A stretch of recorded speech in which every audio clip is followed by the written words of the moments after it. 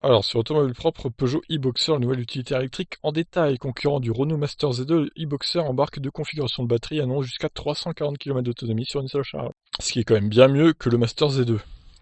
Peugeot poursuit son offensive sur le segment des utilitaires après avoir révélé le Peugeot e-Expert il y a quelques mois.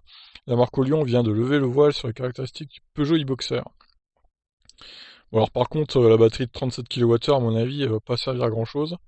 Alors que 80% des conducteurs de véhicules utilitaires parcourent en moyenne moins de 200 km par jour, le lancement de ce boxer électrique sonnait comme une évidence pour la marque. Sur le volet technique, la configuration est différente de celle du Peugeot e-Expert.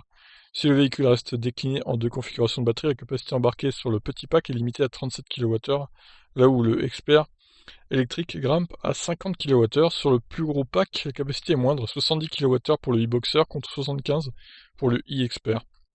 Ah, ça c'est étonnant. Pourtant, le véhicule est beaucoup plus gros, quoi. Alors peut-être que c'est une histoire de poids aussi après. En matière d'autonomie, le constructeur est en attente des homologations officielles et communique sur des valeurs provisoires calculées sur la base du cycle WLTP. Intégré sur la version L1 et L2, le pack 37 kWh offre jusqu'à 200 km avec une charge, tandis que le pack 70 grimpe à 340, donc équivalent à un Peugeot i208. Bridé par rapport à l'e-Expert, la motorisation se limite à 222 chevaux de puissance maximale avec un couple allant jusqu'à 260 Nm. La vitesse est bridée à 110 km/h avec 90 km/h pour les versions 4 tonnes. Côté recharge, le e-Boxer est équipé en série d'un double chargeur embarqué grimpant jusqu'à 22 kW. Ah ça c'est pas mal. Double chargeur du coup, en AC. Le temps de charge variera évidemment en fonction de la taille de la batterie.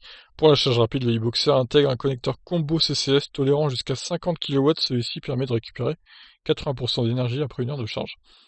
Mais c'est étonnant, pourquoi que 50 alors que sur les autres c'est 100 quoi? C'est un peu bizarre de la part de Peugeot d'avoir bridé la charge rapide à 50 et de pas avoir du coup profité du fait que sur les autres véhicules c'est 100. Par contre, bon point pour les 22 kW en charge courant alternatif du coup.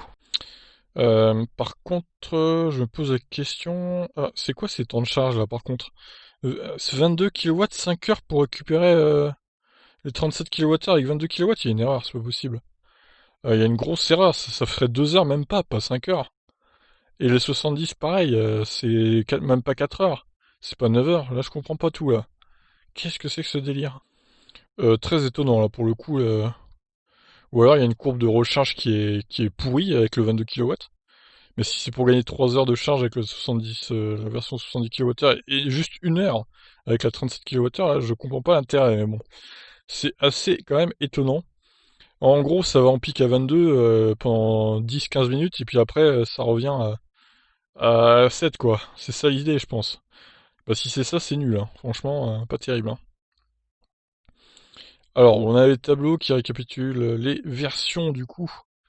Ouais, il y a plein de chiffres, là. Waouh! Donc, vous avez la longueur, la largeur, la hauteur, l'empattement, masse totale en charge mini, masse vide en ordre de marche mini, charge utile, charge sur pavillon. Ouais, je pense que le fait qu'il y ait que 70 kWh, c'était aussi pour maintenir une charge utile assez grande sur la version long range, quoi, on va dire. Charge utile qui est de 1 tonne 240, qui est plus grande que la version, évidemment, 37 kWh. Donc voilà, bah écoutez, je vous laisse réagir. Qu'en pensez-vous de cet utilitaire de chez Peugeot, qui sera clairement un concurrent au Renault Master Z2 avec ses fameux 130 km d'autonomie à peu près? Ce Renault Master Z2 qui est complètement ridicule. Celui-là est un peu moins ridicule, même si j'ai une grosse interrogation sur la charge 22 kW, qui est quand même avec des temps de recharge assez élevés, je trouve. Et c'est dommage qu'il n'y ait que 50 kW en recharge courant continu. Sur ce, je vous laisse réagir. Qu'en pensez-vous de cet utilitaire de chez Peugeot?